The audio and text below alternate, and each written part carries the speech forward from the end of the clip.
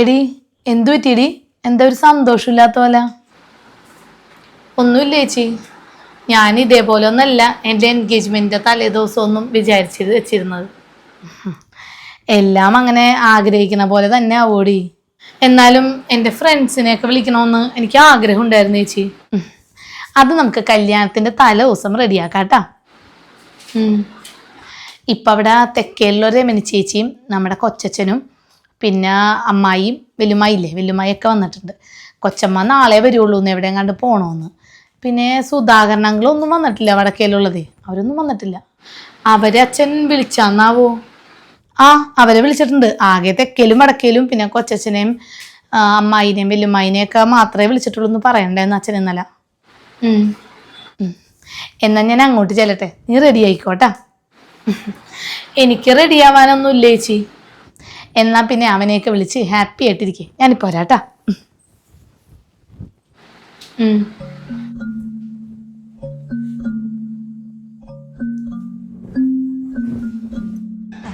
എപ്പോ വന്ന്?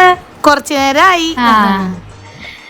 അതെ, ഈ സ്വർണ്ണമില്ലാത്ത കല്യാണമെന്ന് പറയുമ്പോ അത് എങ്ങനെയിരിക്കും? തമ്പുരാനറിയാം, എനിക്കും അറിഞ്ഞൂടാ. ശരിക്കും പറഞ്ഞാല് ഒരു സ്വർണ്ണം ഇടാതെ ആ പെണ്ണ് ഇവിടെ നിന്ന് ഇറങ്ങുമ്പോ ആൾക്കാര് കൂവിയില്ലെങ്കിൽ പറയാം. ഞാൻ ആദ്യമായിട്ടാണ് ഈ സ്വർണ്ണം ഇല്ലാത്ത കല്യാണത്തിന് കൂടുന്നതേ. അതാണ് പിന്നെ ഞാൻ നൈറ്റിയൊക്കെ ഇട്ട് വന്നത്, നിങ്ങളെ സാരിയെ കൊടുത്ത്. ഞാനും കണ്ടിട്ടില്ല, ഇത് ആദ്യം ഉണ്ട്.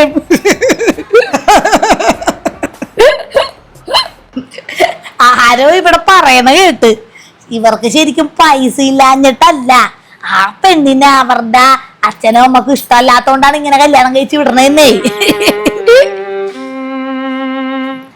എന്തൊക്കെ പറഞ്ഞാലും പാവം പെണ്ണ് ഒരു തരി സ്വർണം പോലും ഇല്ലാണ്ട് കല്യാണത്തിന് ഇവിടെ നിന്ന് ഇറങ്ങുമ്പോ ആ പെണ്ണിന്റെ ചങ്കൊന്ന് പെടയൂല. എനിക്ക് അതോർത്തിട്ടാണ്. അയ്യോ, അത് സത്യമാണ് കേട്ടോ. ആ പെണ്ണിന്റെ ധൈര്യം സമ്മതിക്കണം. ഞാനിപ്പൊ തന്നെ അങ്ങോട്ട് പോവും. തിന്നാനൊന്നും ഇല്ലെന്ന് തോന്നുന്നുണ്ട്. ഇവിടെ വന്നിരുന്നിട്ട് പച്ച വെള്ളം കിട്ടിയില്ല. നാളെ അപ്പൊ ഒന്നും ഉണ്ടാവൂല. വീട്ടിൽ നിന്ന് ഭക്ഷണം കഴിച്ചിട്ട് വേണം വരാൻ എൻഗേജ്മെന്റിന്. ഞാനിപ്പൊ തന്നെ കൊണ്ട് ഇറങ്ങൂട്ടാ. എന്നാലും ഈ നമ്മുടെ കുടുംബത്തിൽ ആരും തന്നെ ഇതേപോലെ സ്വർണ്ണമൊന്നും ഇല്ലാതെ കല്യാണം കഴിച്ചിട്ടില്ല. ഒരു മാറ്റമൊക്കെ വേണ്ടേ അമ്മായി? ശരിയാണ്, മാറ്റമൊക്കെ വേണം. പക്ഷെ ആൾക്കാരൊക്കെ എന്ത് പറയും അതോർത്തിട്ടാണ്. ആൾക്കാരെന്ത് പറയൂന്നോർത്ത് ജീവിക്കാൻ പറ്റുമോ അമ്മായി? വലിയ തത്വങ്ങളൊക്കെ നമുക്കിങ്ങനെ പറയാൻ പറ്റൂടി. ആ പെണ്ണ് വീട്ടിൽ ചെന്ന് കയറി കഴിയുമ്പോ സീൻ മാറും. ഇല്ലമ്മായി, ചെറുക്കൻ തന്നെയാണ് ഇങ്ങോട്ട് വിളിച്ച് പറഞ്ഞത് സ്വർണ്ണമൊന്നും വേണ്ട, മോളെ മാത്രം മതിയെന്ന്. വേണ്ടെന്ന് പറഞ്ഞാലും നമ്മുടെ പാരമ്പര്യത്തിനനുസരിച്ച് എന്തെങ്കിലും കൊടുക്കണ്ടേ? അതൊന്നും ഇപ്പോഴത്തെ സാഹചര്യത്തിൽ നടക്കൂല അമ്മായി. അവസ്ഥ വളരെ മോശമാണ്. ഇപ്പം മോനാണെങ്കിൽ അവൻ കല്യാണത്തിന് വരുമോന്ന് തന്നെ സംശയമാണ്. അവൻ പറയണ കല്യാണത്തിന് വരാതിരുന്ന ആ ടിക്കറ്റിൻ്റെ പൈസ ഉണ്ടെങ്കിൽ അതെങ്കിലും അവൾക്ക് എന്തെങ്കിലുമൊക്കെ സാധനങ്ങൾ മേടിച്ചു കൊടുക്കാമല്ല എന്നും പറഞ്ഞുകൊണ്ടേ അടുക്കളാനൊക്കെ അങ്ങോട്ട് പോകണ്ടേ. അതൊന്നും മാറ്റാൻ പറ്റൂല. ഇത്രയും അവസ്ഥ മോശമായിട്ടാണല്ലോ ഓലപ്പം തരാന്ന് പറഞ്ഞ പൈസ വേണ്ടെന്ന് പറഞ്ഞത്. എൻ്റെ അമ്മായി, അവിടെ സെന്റിന് കുറഞ്ഞതൊരു 4 ലക്ഷം രൂപയെങ്കിലും കിട്ടും. അതായത് ഒരു 12 ലക്ഷം 4 സെന്റിന് കിട്ടും. അതിലൊരു 10 ലക്ഷമാണെന്ന് പറഞ്ഞാൽ ചേട്ടന് ഒപ്പിട്ട് കൊടുത്തേനെ. ഇത് വെറും 3 ലക്ഷം എന്നൊക്കെ പറഞ്ഞ് ഒപ്പിട്ട് കൊടുക്കണേ എങ്ങനെയാണ് അമ്മായി? എടി, അതിനവിടെ അത്ര പൈസയൊന്നും കിട്ടൂല.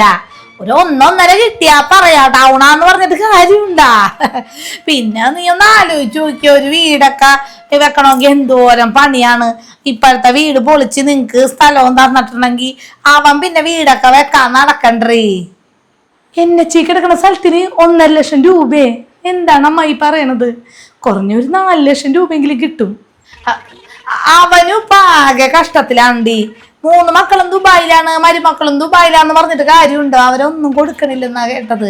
പറമ്പിലെ തേങ്ങയും കുരുമുളകൊക്കെ കൊടുത്താണ് അവൻ ജീവിക്കുന്നത്, പാവം. എൻ്റെ ഒരു അഭിപ്രായത്തില് 3 ലക്ഷം എന്നുള്ളത് നല്ലൊരു പൈസ അല്ലേ? അതവന്റെ കയ്യിൽ നിന്ന് വാങ്ങിയിട്ടേ 2 പവനെങ്കിലും ആ പെൺകൊച്ചിന്റെ കഴുത്തിലും കയ്യിലൊക്കെ ഇട്ട് കൊടുത്താ അത് നല്ലതായിരുന്നില്ലേടി. വേണ്ട, ആ സ്ഥലം അവിടെ കിടക്കട്ടെ. എന്നെങ്കിലും വേറെന്തെങ്കിലും ആവശ്യം വരുമ്പോ കൊടുക്കാന്നാ ചേട്ടൻ പറയണേ.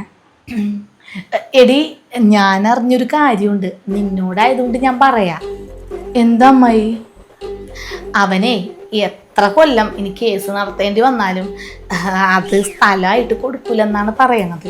പിന്നെ ഉള്ളൊരു പെങ്ങളാണെങ്കിൽ പൈസയും മേടിച്ച് അവൾ ഒപ്പിട്ട് കൊടുത്ത് പോയില്ലേ, അപ്പം അവൻ്റെ കയ്യിൽ ഇതിനുള്ള ബലം ഉണ്ടല്ല. ഒരു പണി ചെയ്യാ, ഇപ്പം നിന്നോടുള്ള ഇഷ്ടം കൊണ്ടാണ് കേട്ടാ. ഞാൻ വേണമെങ്കിൽ അവനോട് പറഞ്ഞ് ഈ 3 4 ലക്ഷം രൂപയായിട്ട് അങ്ങോട്ട് തരാം.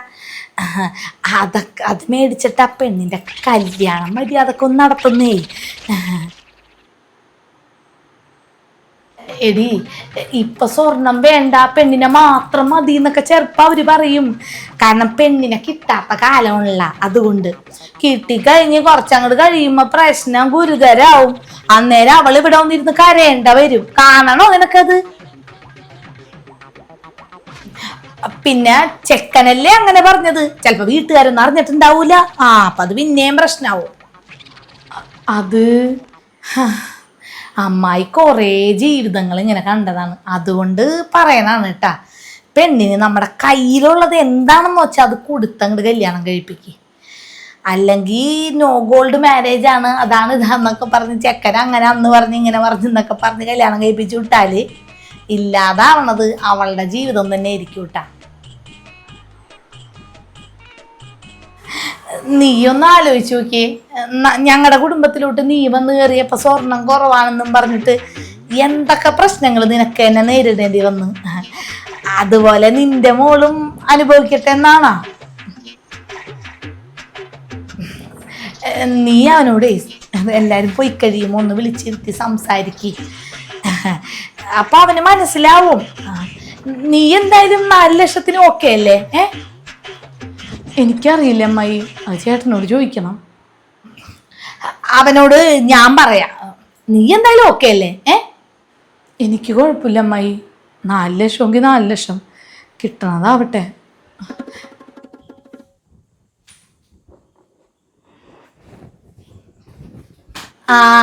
അതാണ്, നിനക്ക് ബുദ്ധിയുണ്ട്. എന്നാ ഞാൻ അങ്ങോട്ട് ചെല്ലട്ടെ. അമ്മനെ കണ്ടില്ല, വന്നിട്ട് അയൽവാസിയോട് വർത്താനം പറഞ്ഞോണ്ട് അവിടെ ഇരിക്കുന്നേ. ഞാൻ അത് മതി അമ്മക്ക് പിണങ്ങി പോവാനായിട്ട്. ഞാൻ അങ്ങോട്ട് ചെല്ലട്ടെ കേട്ടാ.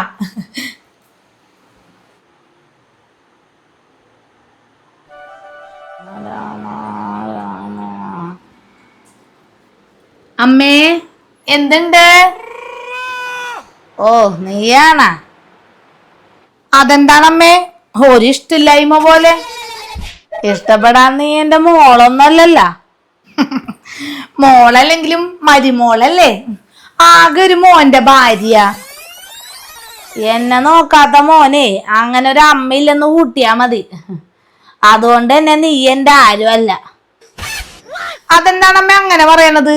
അമ്മക്കല്ലേ ഞങ്ങളുടെ ഒപ്പം പോരാൻ ഇഷ്ടമല്ലാഞ്ഞത്? പണ്ട് ചേട്ടൻ എന്തോരം വിളിച്ചതായിരുന്നു.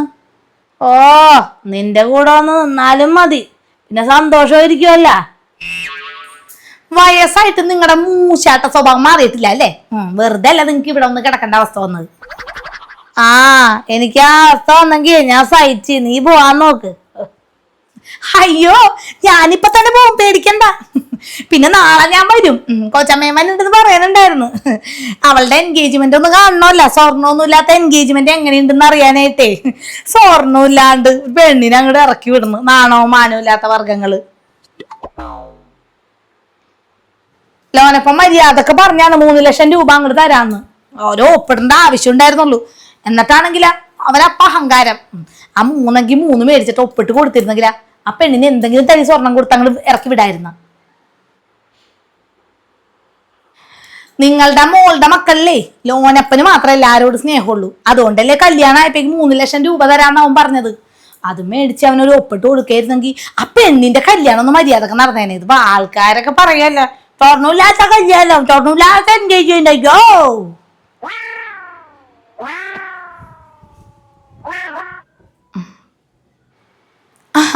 മോളെ ഞാൻ പോണമ്മ. എന്നാലേ ആ പെൺകൊച്ചിനെ ഒന്ന് കാണട്ടെ, ഇവിടെ വന്നട്ടെ. പെൺകൊച്ചിനെ ഇതുവരെ കണ്ടില്ല, അത് ഒരുങ്ങിയെന്ന് പറഞ്ഞോണ്ടേ. പോട്ടേട്ടാ, പോട്ടെ അമ്മേ.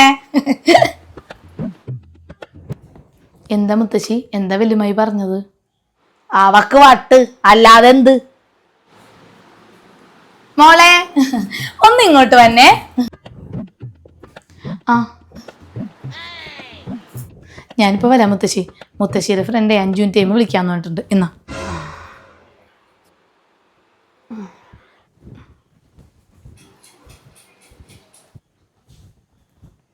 എന്താ വല്യമ്മായി? ആ മോളെ, മോളെ അമ്മായിനെ വിളിച്ചിട്ടില്ലേ? അതായത് നിന്റെ അച്ഛൻ്റെ പെങ്ങള, അവളെ വിളിച്ചിട്ടില്ലേ? ആ വിളിച്ചിരുന്ന്. പക്ഷെ അമ്മായി ഇവിടെ ഇല്ല, ഹൈദരാബാദ് ട്രിപ്പ് പോയേക്കാണെന്ന്. ദാന കല്യാണം കാണണ്ടല്ലോ എന്നോർത്തുള്ള ട്രിപ്പ് പോയി കളഞ്ഞായിരിക്കും.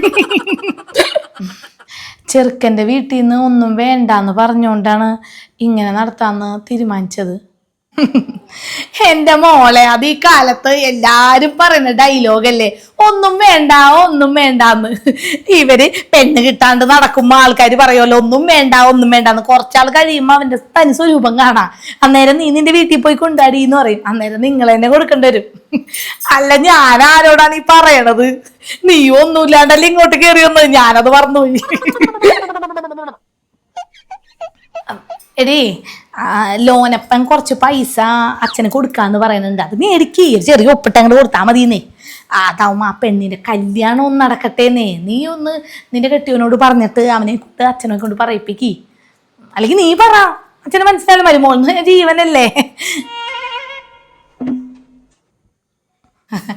പറയാനുള്ളത് ഞാൻ പറഞ്ഞിട്ടാ മോളെ, തീരുമാനം എടുക്കേണ്ടത് നിങ്ങളാണ് കേട്ടാ. മോളെ കാണട്ടെ.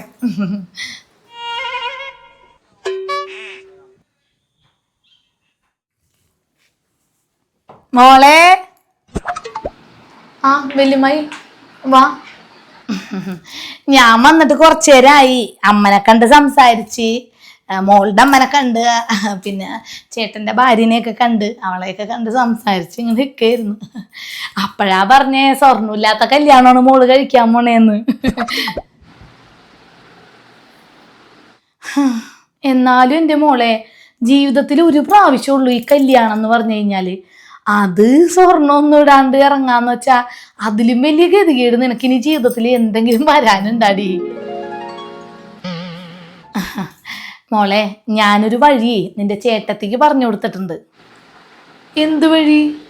അതെ, ഒരു ചെറിയ ഒപ്പ് നിന്റെ അച്ഛൻ ഇപ്പം ഇട്ട് കൊടുക്കുകയാണെങ്കിൽ നാളെ രാവിലെ 4 ലക്ഷം രൂപ ഇവിടെ വീട്ടിന്റെ മുന്നത്ത് വരും. രാവിലെ തന്നെ പോയി ഒരു വളയം ഒരു ചെറിയ മാലയൊക്കെ മേടിച്ചിടുകയാണെങ്കിൽ അവരൊക്കെ വരുമ്പോ നിനക്ക് ചിരിച്ചു വെക്കാം. ഇല്ലെങ്കിൽ വന്നോര് മുഴുവൻ നിന്നെ കണ്ടു ചിരിക്കും. മോളെ, നീയൊരു പാവായതുകൊണ്ടാണ്. ഞാനെങ്ങാനും ആയിരിക്കണം മിനിമം ഒരു 50 പവനെങ്കിലും മേടിച്ചിട്ട് എവിടെ നിന്ന് ഇറങ്ങും. നിന്റെ അച്ഛൻ്റെ അടുത്ത് പൈസ ഇല്ലാന്നിട്ടൊന്നുമില്ല, നിനക്ക് തരാൻ മടിയായതുകൊണ്ടാ. നിന്റെ അച്ഛൻ്റെ കുടുംബം എന്ന് വെച്ചാൽ എന്താ? പാലോട്ട് കുടുംബം. പാലോട്ട് കുടുംബത്തിന്റെ പ്രത്യേകത എന്താണെന്നറിയോ? രാജാവിന്റെ കയ്യിൽ നിന്ന് പുട്ടും വളയും മേടിച്ചിട്ടുള്ളതാണ്, പട്ടും വളയും മേടിച്ചിട്ടുള്ളതാണ്. ആ, അവൻ്റെ അടുത്ത് പൈസ ഇല്ലെന്ന് പറഞ്ഞാൽ ആൾക്കാർ വിശ്വസിക്കുമോ? ഇത് ദാന കല്യാണമായിപ്പോയി മോളുടെ. ഞാനെന്ത് ചെയ്യാനാ വല്യമ്മായി? അച്ഛൻ്റെ കയ്യിൽ പൈസ ഒന്നും ഇല്ലെന്നാ പറയണേ. പിന്നെ പ്രദീപേട്ടനും പറഞ്ഞ് സ്വർണ്ണമൊന്നും വേണ്ടെന്ന്. പേട്ടൻ പറയൂപ്പ സ്വർണം വേണ്ട, പെണ്ണിന് മാത്രം മതിയെന്ന്. സ്വർണ്ണമൊന്നും ഇല്ലാണ്ട് അങ്ങോട്ട് ചെന്ന് കയറിയ നിന്റെ വില നിനക്കറിയാല്ല. നീ ഒന്ന് ആലോചിച്ച് നോക്ക്. ഞാനേ ഇന്നലെ പോയി അവൻ്റെ വീട്ടിലിരുന്ന് പറഞ്ഞ് 4 ലക്ഷം രൂപയായിട്ടുണ്ട്. അതവൻ തരും. അങ്ങനെയാണെങ്കിൽ ഈ ഒപ്പിട്ട് കൊടുക്കാൻ മോള് പറയൂ? ഞാൻ പറഞ്ഞാ നിനക്ക് ഇവിടെ നിന്ന് സ്വർണ്ണം ഇട്ടിറങ്ങാം, അല്ലെങ്കിൽ കുറെ വരവിന്റെ മാലയും വളയിട്ടിറങ്ങാം. എന്ത് വേണം നീ തന്നെ തീരുമാനിച്ചോ. നീ എന്തായാലും വെറുതെ ഇരിക്കല്ലേ, ഒന്ന് ആലോചിച്ച് നോക്ക്. അച്ഛൻ വന്നിട്ടുണ്ടെന്ന് തോന്നുന്നു. അവനെ കണ്ടില്ല വന്നിട്ടേ. അവനെ കണ്ടിട്ട് ഞാൻ ആ വഴി അങ്ങോട്ട് പോവും. നാളെ ഞാൻ വരാം എൻഗേജ്മെന്റിന്. ഏറ്റിട്ടുണ്ട്.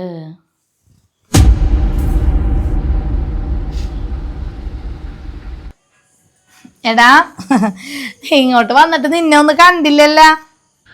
ഞാനേ കുറച്ച് തിരക്കായി പോയി. 10-40 പേരാണെങ്കിലും നാളെ വന്നതല്ലേ. അപ്പൊ എന്റെ കൂട്ടുകാരൻ രാമുല്ലേ, അവന്റെ വീട്ടിൽ വെച്ചാണ് സദ്യ. ഇവിടെ അധികം ഇടവില്ലല്ല, അതുകൊണ്ട് അവിടെ വെച്ച് നടത്താന്ന് അവൻ തന്നെയാ പറഞ്ഞത്. അപ്പൊ അതിന്റെ കുറച്ച് പരിപാടിയിൽ അവിടെ നിൽക്കായിരുന്നു. ആ അമ്മായി ഇന്ന് തിരിച്ചു പോകണ്ട, അല്ലെങ്കിൽ ഇവിടെ കിടക്കാല. അയ്യോ പോണം പോണം, എനിക്ക് കുടുംബത്തോയി കിടന്നാലേ ഉറക്കം വരും. എനിക്ക് AC ഇട്ട് കിടന്ന് ശീലായി പോയി. ഇവിടെ AC ഒന്നും ഇല്ലല്ല, എനിക്ക് അത് കിടന്നാലേ ഉറക്കം വരുള്ളൂ. കുഴപ്പമില്ല, ലോനപ്പൻ ആ വഴിയല്ലേ പോണത്, ഞാൻ അവന്റെ ഒപ്പം കാറിന് അങ്ങോട്ട് പോയിക്കോളാം. വാ, അകത്തിരുന്ന് സംസാരിക്കാം. ആ ലോന പുറത്തോട്ടൊന്നും കണ്ടില്ലല്ല. പുറത്തോട്ട് വന്നിട്ടൊന്നും കാര്യമില്ലല്ല. അതിപ്പോ നാളെ 10-40 പേരല്ലേ അവിടെ നിന്ന് ഇവിടുന്ന് വന്നുള്ളൂ. അപ്പൊ പിന്നെ എന്തൊരുക്കുണ്ടാവാനാ, ഈ ഉള്ള കസേരയൊക്കെ അങ്ങോട്ടും ഇങ്ങോട്ടും ഇട്ടാ പോരെ, അതിപ്പോ ആരെങ്കിലൊക്കെ ചെയ്യൂലേ. 40 പേരുള്ളൂങ്കിലേ പണിയുണ്ട്. എനിക്ക് ഈ കല്യാണത്തിന്റെ എൻഗേജ്മെന്റ് പരിപാടി ഒന്നും അറിഞ്ഞൂടാ. പിള്ളേരുടെ ഒക്കെ ഏൽപ്പിക്കല്ലേ ചെയ്തത്. പൈസ അങ്ങോട്ട് കൊടുക്കാം, അവര് രാവിലെ വൈകുന്നേരം വരെ പണിയെടുത്ത് എല്ലാം ആക്കിക്കോളും. നമ്മളിങ്ങനെ മെയിൻ റോഡിൽ കളിച്ച് നടന്നാൽ മതിയല്ല. ഇതിപ്പോ എനിക്കാവൊന്നും അറിയില്ല. എല്ലാവർക്കും സാമ്പത്തികമായിട്ട് അങ്ങനെ ഒന്നും പറ്റൂലല്ല. പറ്റില്ലെന്നൊന്നും നീ പറയണ്ട, അതൊക്കെ പറ്റിയേനെ. ഒരു ചെറിയ ഒപ്പവനൊന്ന് ഇട്ടു കൊടുത്താ മതിയായിരുന്നു, ഇതൊക്കെ നടത്തായിരുന്നു. അങ്ങനെ ഒപ്പിട്ട് കൊടുത്തിട്ട് കാര്യമില്ലല്ലോ അമ്മായി.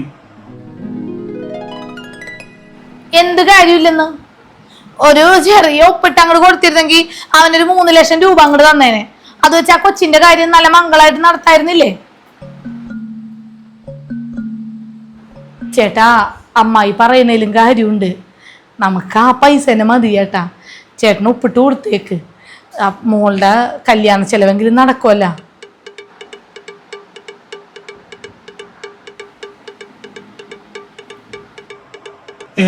നീ എന്താണ് ഇപ്പൊ ഇങ്ങനെ പറയണത്? മോളെ, നിനക്കൊന്നും പറയാനില്ലേ? നിന്റെ കല്യാണല്ലേ നടക്കാൻ പോണത്.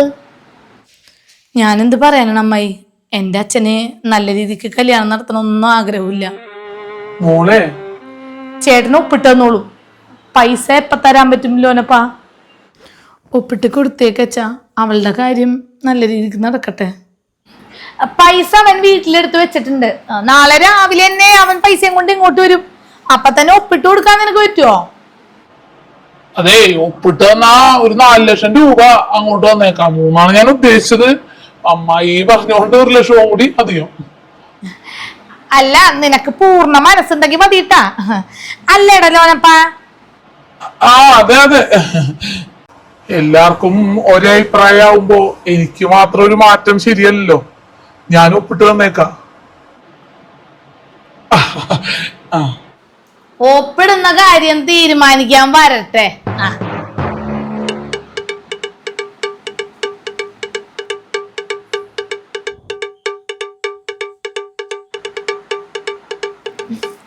അമ്മക്ക് എന്ത് കാര്യം ഇവരുടെ കുടുംബകാര്യത്തിനാണ് പറഞ്ഞത്?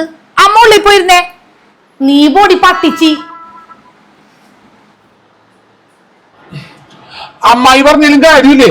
മുത്തശ്ശി എന്തിനാണ് ആവശ്യമില്ലാത്ത കാര്യത്തിലൊക്കെ ഇടപെടുന്നത്? ഞങ്ങളുടെ കുടുംബക്കാരല്ലേ, ഞങ്ങൾ തീരുമാനിച്ചോളല്ല. എടാ, എനിക്ക് ഇടപെടാ. കാരണേ നിങ്ങളുടെ രണ്ടുപേരും തള്ളയെ പ്രസവിച്ചത് ഞാനാണ്. മുത്തശ്ശി പോയി മര്യാദക്ക് അകത്തിരിക്കും. ഞങ്ങളും കൂടി ഇപ്പൊ നാളെ എൻഗേജ്മെന്റ് വന്നില്ലെങ്കിൽ മോന്റെ ബന്ധത്തിന് ആരും ഉണ്ടാവൂല നാളെ എൻഗേജ്മെന്റ് കൂടാൻ. നിങ്ങളാരും വന്നില്ലെങ്കിലേ ഞങ്ങളുടെ മോളുടെ കല്യാണവും വിവാഹ നിശ്ചയവും ഒക്കെ നന്നായിട്ട് നടക്കും. ഇതുപോലത്തെ സ്വന്തക്കാരില്ലാതിരിക്കണാണ് നല്ലത്. മുത്തശ്ശി ഒന്നും മിണ്ടാതിരിക്കി. ഞാൻ മിണ്ടാതിരിക്കേണ്ട ആവശ്യം എന്താടി? അവള് വന്നപ്പോ മുതൽ ഓരോരുത്തരുടെ അടുത്ത് ചെന്ന് ഓരോ കുറ്റങ്ങളും കുറവുകളും പറഞ്ഞ് കളിയാക്കി ചിരിക്കാണ്. നിന്റെ അടുത്തും വന്നില്ലേ അവള്? മോളെ, നിന്റെ അടുത്തും വന്നില്ലേ അവള്? വന്നിരുന്നു. അച്ഛനോടത് ഒപ്പിട്ട് കൊടുക്കാൻ എന്നോട് പറയാനും പറഞ്ഞു. ആ, മോളുടെ മുറിയിലോട്ടും പോകുന്നത് കണ്ട്. അപ്പൊ എന്തെങ്കിലും പറഞ്ഞിട്ടുണ്ടാവൂലേ വല്യമ്മ? പറഞ്ഞായിരുന്നു. കണ്ടില്ലേ, ഓരോരുത്തരുടെ അടുത്ത് എന്നിട്ട് എന്താണ് പറയണ്ടേന്ന് അവക്കറിയാം.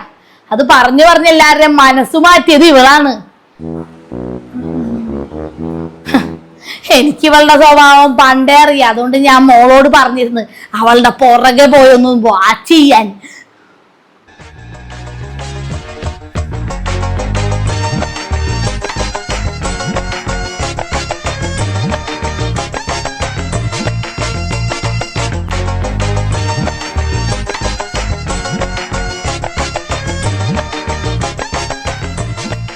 ഞാൻ മനസ്സിൽ കണ്ട പോലെ തന്നെ അവൾ ഓരോരുത്ത ചെന്നിട്ട് അവരെ കൊണ്ട് പറയിപ്പിച്ച് ഒപ്പിടാൻ തയ്യാറാണ്. എടാ, ഞാൻ പണ്ടേ പറഞ്ഞിട്ടില്ലേ ഇവള് ലോനപ്പന്റെ സൈഡാണെന്ന്. ലോനപ്പന് വേണ്ടി നിന്നെ കൊണ്ട് ഒപ്പിടിച്ചു കൊടുക്കാന്ന് പ്ലാനിട്ട് വന്നായിരിക്കും ഇവള്. അപ്പൊ ആ കൊച്ചിനും സ്വന്തം കല്യാണത്തിന് എന്തെങ്കിലുമൊക്കെ ഇട്ട് ഇറങ്ങണം എന്ന് ആഗ്രഹമുണ്ട്. അതുകൊണ്ട് ഞാൻ പറഞ്ഞാണ്, അല്ലാണ്ട് എനിക്കിതില് ഒരു ലാഭവും ഇല്ല. അയ്യോ, എന്റെ മോന് ദാസപ്പന് ഏറ്റവും വലിയ അബദ്ധം പറ്റിയത് ഇവളെ കല്യാണം കഴിച്ചിട്ടാണ്. ഇവളുടെ 2 മക്കൾക്ക് അറിയാം അവളുടെ സ്വഭാവം. അതുകൊണ്ടാണ് കൂടെ നിൽക്കാത്തത്. എന്റെ ദാസമ്മോൻ അങ്ങോട്ട് പോണതിന് മുമ്പ് ഒരുപാട് അനുഭവിച്ച് ഇവളെയും കൊണ്ട്. അമ്മേ, മോളുടെ കല്യാണം നടത്താൻ ഇപ്പൊ പൈസയുടെ ആവശ്യമുണ്ട്. ചേട്ടൻ കിടന്ന് പെടാപ്പാട് വരുന്നത് ഞാനാണ് കാണുന്നത്. ഒപ്പിട്ട് കൊടുത്താൽ 4 ലക്ഷം 4 ലക്ഷം കിട്ടൂല അമ്മേ. എടി, ഇപ്പൊ അത് ഒപ്പിട്ട് കൊടുക്കരുത്, അത് വലിയ മണ്ടത്തരായി പോവും. അതെന്താ മുത്തശ്ശി? എടാ, നമ്മുടെ തറവാടിന്റെ തൊട്ടരിയത്തു കൂടെയാണ് ഇനി മുതൽ NH47 പോകാൻ പോണത്.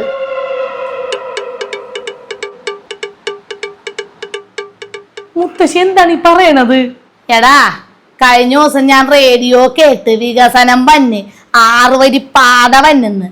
പക്ഷെ സ്ഥലം ഏതൊക്കെയാണെന്ന് എനിക്ക് മനസ്സിലായില്ല. ഞാനപ്പ നമ്മുടെ വൈകി ബിന്ദുവിനെ വിളിച്ച് മോളുടെ ഫോണിൽ നിന്ന്.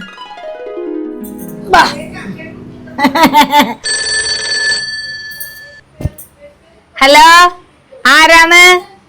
ഹലോ, ബിന്ദു അല്ലേടി? ഞാൻ ദേവകി മുത്തശ്ശിയാടി. ആ മുത്തശ്ശി, ഇതേത് നമ്പറാണ്? ഇതെന്റെ കൊച്ചുമോന്റെ മരുമോളുടെ നമ്പറാണ്. ഞാനിപ്പൊ കൊച്ചുമോന്റെ ഒപ്പമുള്ള നിക്കണത്. നീ അത് അറിഞ്ഞായിരുന്നാ? ആ, അറിഞ്ഞിരുന്നു. എന്താ മുത്തശ്ശി വിളിച്ചത്? എടിയേ, എനിക്കൊരു കാര്യം അറിയാനാണ്. നീ ഒന്ന് അന്വേഷിച്ചിട്ട് പറയണം. എന്താണെങ്കിലും മുത്തശ്ശി പറഞ്ഞോ. എന്നെ ഒരുപാട് സഹായിച്ചിട്ടുള്ള മുത്തശ്ശിയല്ലേ. എനിക്ക് ഒരാവശ്യങ്ങളൊക്കെ വരുമ്പോ ഞാൻ അങ്ങോട്ട് വരുമ്പോ ഒന്നും പറയാണ്ട് എന്നെ സഹായിച്ചിട്ടുള്ളത് മുത്തശ്ശിയല്ലേ. അതുകൊണ്ട് മുത്തശ്ശി എന്ത് സഹായം ചോദിച്ചാലും ഞാൻ മുന്നിലുണ്ടാവും. എടി, അതെ, ഞങ്ങളുടെ തറവാടിന്റെ മുന്നിലൂടെ ആണോ ഈ പ്രാവശ്യം റോഡ് പോകാൻ പോകുന്നതെന്ന് നീ ഒന്ന് അന്വേഷിച്ചിട്ട് പറയണം. 6 മാസത്തിനുള്ളിൽ റോഡ് പണി വരുമെന്നും നമ്മുടെ മെയിൻ റോഡില്ലേ ഞങ്ങളുടെ തറവാടിന്റെ അടുത്തുള്ള NH47 6 വരി പാതയാക്കുമെന്നും ഞാൻ റേഡിയോയില് കേട്ടായിരുന്നേ. ആഹാ, അത്രല്ല. അത് ഞാൻ അന്വേഷിച്ചിട്ട് വൈകിട്ട് ഞാൻ അങ്ങോട്ട് വിളിച്ചു പറയാം. എന്നാ ശരി, ഓക്കെ. നീ ഇതിലോട്ട് എന്നെ വിളിച്ചാ മതി കേട്ടാ. ദേവകി മുത്തശ്ശിയുടെ ഫ്രണ്ടാണെന്ന് പറഞ്ഞാൽ ആദ്യ മരുമോളെ എന്റെ കയ്യിൽ ഫോൺ കൊണ്ടെത്താരും. ഓക്കെ, ശരി മുത്തശ്ശി. അതെ, ഒരു മുത്തശ്ശി വിളിച്ചതാണ്. നമ്മള് ഒരു വാടക വീട്ടിൽ താമസിച്ചിരുന്നപ്പോ അവിടെ ഒരു മുത്തശ്ശി ഉണ്ടായിരുന്നു. ആ മുത്തശ്ശി വിളിച്ചതാണ്, ഒരു സഹായം ചോദിച്ചിട്ടുണ്ട്. എന്തായാലും ചെയ്തു കൊടുക്കണം. എടാ ലോന, നീ എന്താടാ വിചാരിച്ചത്? നീ മാത്രം വലിയ ബുദ്ധിമാനും നമ്മളൊക്കെ മന്ദബുദ്ധികളാണെന്നാ?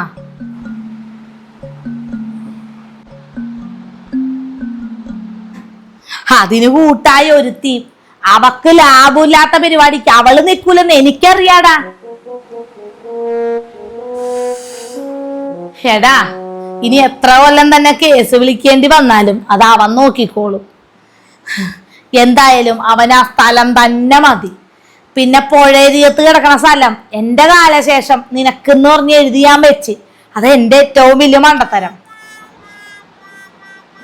അത് നീ ഞാൻ ജീവിച്ചിരിക്കുമ്പോ തന്നെ മരിച്ചെന്ന് ആരോടൊക്കെ പറഞ്ഞ് നടന്ന് എന്തൊക്കെയോ രേഖകൾ ഉണ്ടാക്കി നിന്റെ കൈവശാക്കി. അതുകൊണ്ടേ ആ സ്ഥലം നിനക്ക് തന്ന് റദ്ദാക്കാനുള്ള നോട്ടീസ് ഞാൻ 2 ദിവസത്തിനുള്ളിൽ അയക്കും. അതും ഞാൻ വൈകി ബിന്ദുവിനെ കൊണ്ട് ചെയ്യിപ്പിച്ചിട്ടുണ്ട്. ഇനി ആ സ്ഥലം നിനക്കുള്ളതല്ല, ഇവനുള്ളതാണ്. ആ ആദായവും ഇവനാണ് കിട്ടേണ്ടത്. എടാ എനിക്കറിയാടാ നിന്റെ ഭാര്യനെ കൊണ്ട് നീ എന്നെ അവിടെ നിന്ന് പറഞ്ഞു വിടിയിപ്പിച്ചതാണെന്ന്. എന്തൊക്കെ അവള് പറയുമായിരുന്നു എന്നെ.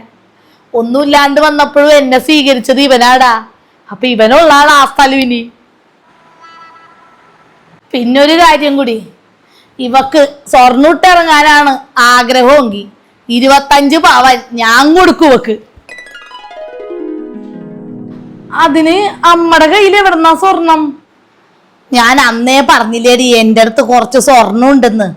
അന്നേരം അവനോടും ഞാൻ മാറ്റി നിർത്തിയിട്ട് പറഞ്ഞു. അപ്പൊ അവൻ എന്നോട് പറഞ്ഞു, വേണ്ട മുത്തശ്ശി, എന്തെങ്കിലും ആവശ്യം വരുമ്പോ ചോദിക്കാന്ന്. ഇതൊരു ആവശ്യമാണ്. ഇവന്റെ അമ്മ മരിക്കണേന് മുന്നേ ഒരു 40 പവൻ സ്വർണം എൻ്റെ കയ്യിൽ തന്ന്. എൻ്റെ മോളുടെ സ്വർണ്ണം ആയതുകൊണ്ട് ഞാൻ ആ ഡ്രങ്കംപെട്ടിയിൽ വെച്ച് പൂട്ടി വെച്ചേക്ക. ഇതിപ്പോഴും ഉണ്ട്. അതിൽ നിന്ന് 25 പവൻ ഞാൻ ഇവക്ക് കൊടുക്കും. ബാക്കി ഒരു 15 പവൻ കൂടുതൽ ഉണ്ടാവും. അത് ഇവക്കൊള്ളാണ്. ഇത്രയും നാളും സ്വർണത്തിന്റെ കേസ് പറയാഞ്ഞത് വേറൊന്നുമല്ല. അവള് പറഞ്ഞിരുന്നു, അമ്മേ ഇത് സൂക്ഷിച്ച് വെക്കണോട്ടാന്ന്. ഇവരുടെ അച്ഛൻ അങ്ങനത്തെ ഒരുത്തനായിരുന്നല്ല. അത് കളയാതിരിക്കാൻ വേണ്ടി അവളെ എൻ്റെ അടുത്ത് ഏൽപ്പിച്ചാണ്. അതിന് ശേഷമാണ് അവള് പോയത്. ഇവിടെ വന്നുകൊണ്ട് ഇവള് ഈ ഇമ്പാതിരി വർത്താനമൊക്കെ പറഞ്ഞപ്പോ എൻ്റെ മനസ്സിലുണ്ടായിരുന്നു, ഇത് ഇവളുടെ മുന്നിൽ വെച്ച് തന്നെ പറയണമെന്ന്. സ്വർണം പിള്ളേർക്ക് തന്നെ കൊടുക്കണം, അതായിരിക്കും അതിന്റെ ശരി. എടാ വെറുതെ അല്ല നീ എനിക്ക് 3-4 ലക്ഷം രൂപ അങ്ങോട്ട് തന്ന് എന്നെ ഒതുക്കാൻ നോക്കിയത്. ഇനി എന്തായാലും മുത്തശ്ശി പറഞ്ഞ പോലെ എനിക്ക് സ്ഥലം തന്നെ മതി. അമ്മായിനെ പറ്റി ഞാൻ ഇങ്ങനെ ഒന്നല്ല വിചാരിച്ചിരുന്നത്.